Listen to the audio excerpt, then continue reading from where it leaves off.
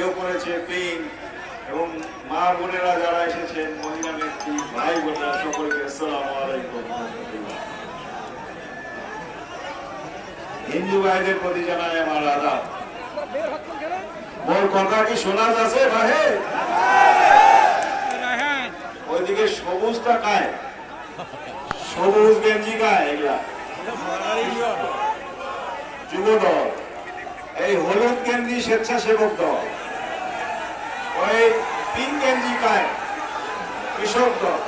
আর ওই পিছের নীল গেঞ্জি কায় ভাই জাতি দল।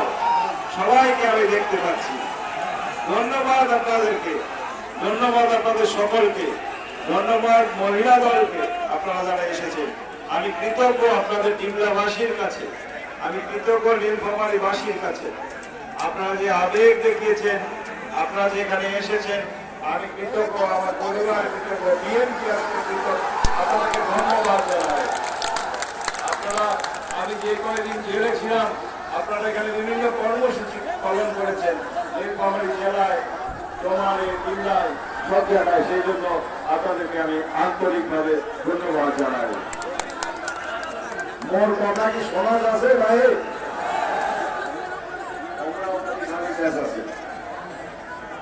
এখন চেহারাগুলা স্টেজে উঠিবার চায়, মনে হয় আমরা স্টেজে উঠি।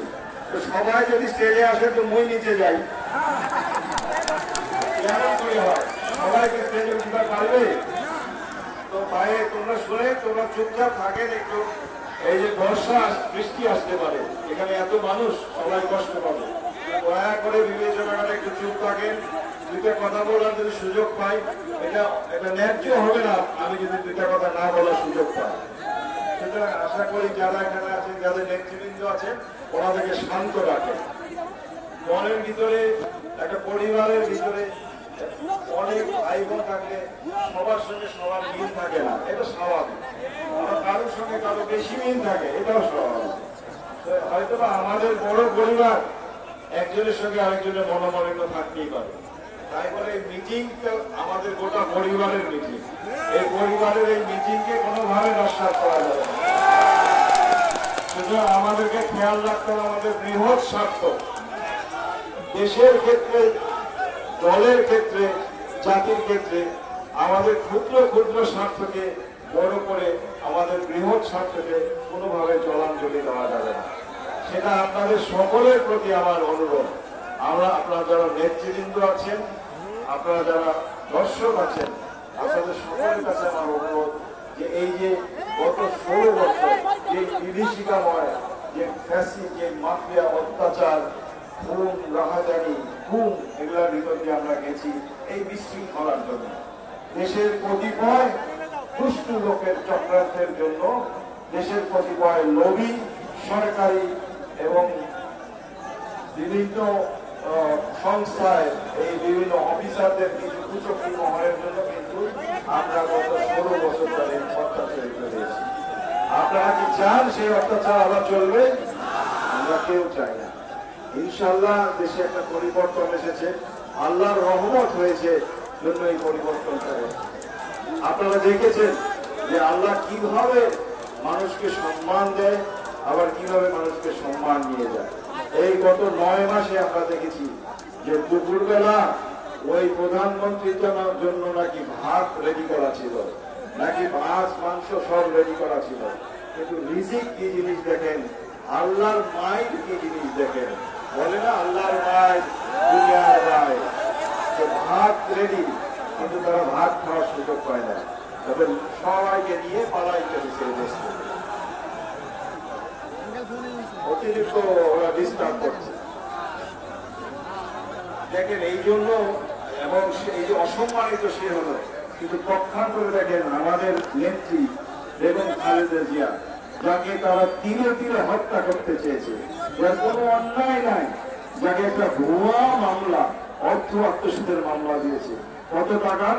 মাত্র 3 কোটি টাকা। যেই টাকা আত্মসাৎ হয়নি, এই টাকা ব্যাংকে 3 কোটি টাকা, প্রায় 2 কোটি টাকা, প্রায় 3 গুণ হয়ে 6 কোটি টাকা হয়েছে। তো যেই টাকা আত্মসাৎ হয়নি, সেই টাকার মামলা দিয়ে, মিথ্যা মামলা দিয়ে বেগম খালেদা জিয়া কারান্তরীণ করে রেখেছেন 6 বছর, এবং তাকে বিষ প্রয়োগের মাধ্যমে তাকে হত্যা করতে চেয়েছে, যার জন্য উনি প্রচন্ড অসুস্থ হয়ে যান। তাকে চিকিৎসা, বেসিক মানুষের নিড যেটা, সেই চিকিৎসা করার সুযোগ করা দেয়। এত বিভৎস একটা সরকার হতে পারে, এত বিভৎস একটা নারী হইতে পারে, দেশের মানুষকে নির্বিচারে হত্যা করেছে, নির্বিচারে গুম করেছে, নির্বিচারে। এই যে আমাদের নেতা কর্মী যারা এখানে আছেন, আপনারা অনেকে যারা বিভিন্ন ধরনের গেঞ্জি, আপনারা সকলেই কোনো না কোনো ভাবে অত্যাচারিত হয়েছে। হামলা, মামলা, গুম, খুন, বিভিন্ন ভাবে আপনাদের বাড়িতে ঘুমাতে পারেন না, অনেকে আছে বছরের পর বছর বাড়িতে থাকতে পারেন না। এটা তো দেশের শাসন ব্যবস্থা হতে পারে। আমরা এই শাসন ব্যবস্থাকে ধিক্কার জানাই।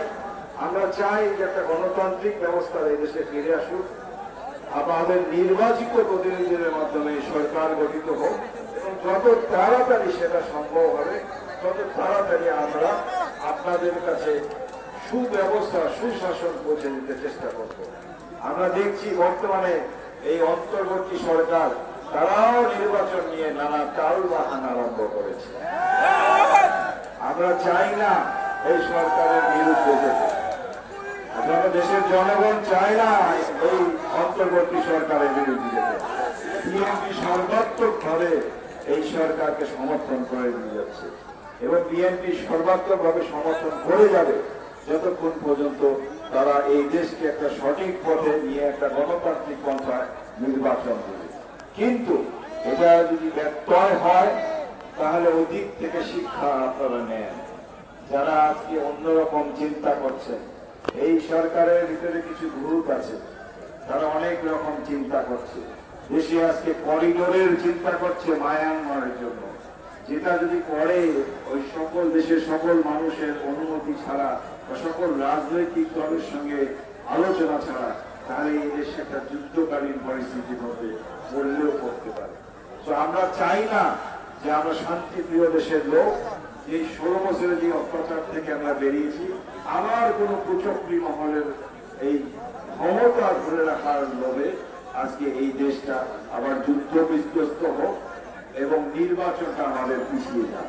সুতরাং আপনারা সজাগ থাকেন, আপনারা সচেতন থাকেন।